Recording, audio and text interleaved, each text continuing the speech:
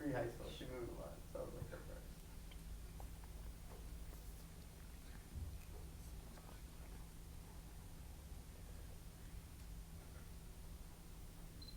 Welcome to You Say Maize, I Say Blue, and we all say green on this St. Patty's Day special edition of You Say Maize, I Say Blue.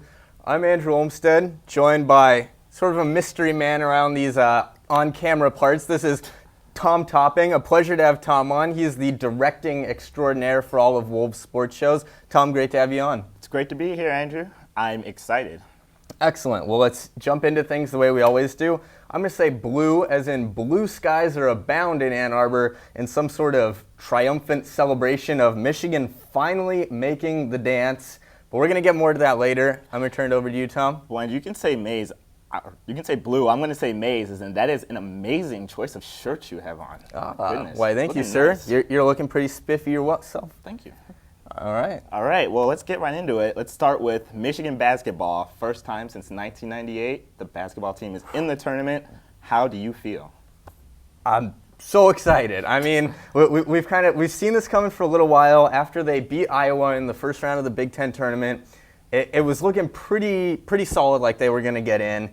But then just sitting around on Sunday, watching that selection special, watching as the West bracket gets named no Michigan, the Midwest gets named no Michigan, the East gets named no Michigan. It's like, yeah, you just kind of like feel the chills, start getting a little bit of the sweats, the sinking stomach. But when I heard that Michigan name, so excited. Yeah, I'll tell you what. I know how you feel. I was down at Chrysler, and you could just feel the tension building in the arena. And it's just like right before they announced it, everyone got up. We all were like, okay, if it's going to be, it's got to be now. And then they showed, he didn't even say Michigan. He just showed the logo, and the place just went insane. Oh, absolutely. It was great. Well, I think, honestly, though, it kind of removing back from that initial moment of being real excited, the one thing that I really like about this is the actual matchup. They're a 10 seed playing the 7 seed Clemson. I think this is actually a very good matchup for them. Clemson is a team that's sort of in the middle of a self-destruction. I mean, having player meetings because guys are fighting in the locker room over things like shot selection and effort. This is a team that is in a downward spiral.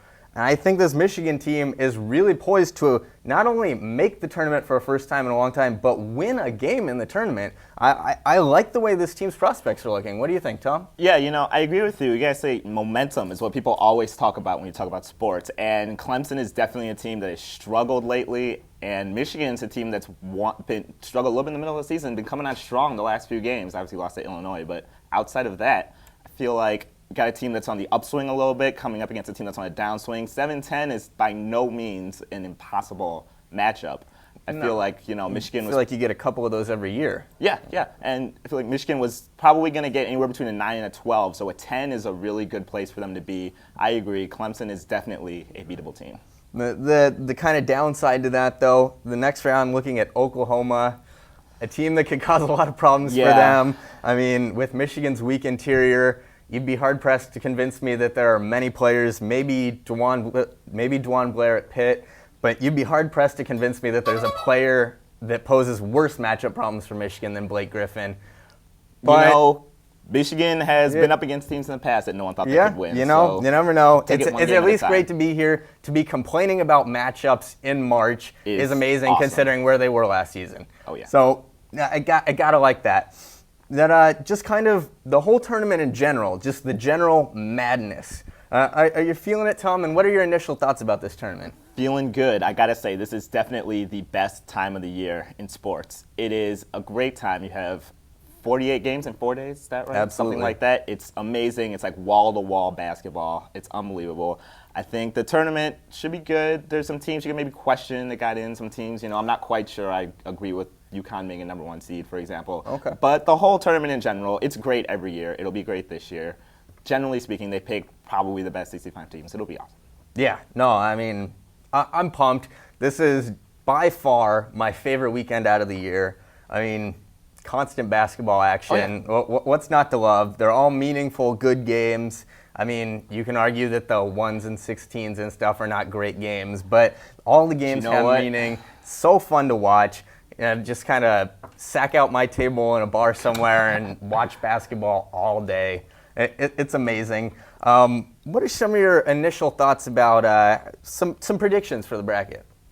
Some predictions? Well, you know, who do you like in the Final Four? In the Final Four, well, I'll tell you what. Like I said, I'm not really sold on UConn. I think they go out maybe the Elite Eight. What I really like is I really, really love Louisville. I think you go through the Big East, win the regular season title, and then go through the Big East tournament and win. I think that's just undeniable. You have to give Louisville the edge going into the tournament. I also really like North Carolina. I think if North Carolina can stay healthy, I think that they can beat anyone out there. There's a team out there that can beat North Carolina if they can stay healthy. I'm pretty much right on pace with you. I have North Carolina beating Louisville in my bracket. So slightly rearranged, but basically on the same page. All right, awesome. Tell you what, let's go to hockey now, onto the ice. Michigan, I don't know if you caught it over the weekend, an absolutely dominating performance over Western. So they won this weekend against Alaska. What do you think? Any cause for concern? A little bit. I mean, this is a team that's playing very well. Like you said, a dominating performance this weekend against Western Michigan, a team that they split games with earlier in the season, going 11-3 overall on the weekend. I mean, 6-1 and whatever you can do the math. I'm not going to go there. An Alaska team, they did split games with this Alaska team as well, but both games were in Alaska, a very tough place to play. Yeah, they've got that weird rink up there where it's like bigger than normal rinks, and it's just like awkward to go through the time change, and you also have to play on a weird rink. Absolutely, and this is a long ways for that Alaska team to travel, going to the Joe. It's right in Michigan's backyard. They're playing so well. I think you have to like Michigan's chances to win this one. I do like Michigan's chances. You know, there was this big controversy at the beginning of the season about who should be starting in goal between Hogan and Sauer. And you know what? I think they figured out how to solve the situation. They just won't let the other team take any shots. I mean, there was a point after the first period on Saturday, Michigan had 21 shots, Western Michigan had 0. It was ridiculous. And so, I mean, you can't win if you can't shoot. And so if Michigan just plays out that philosophy, then Alaska can't win. All right, so we like the idea of Michigan moving on to play either Notre Dame or Northern Michigan is who it would be in the finals. And let's be honest, it'll probably be Notre Dame. Yeah, most likely. Are you kind of how you feeling about that?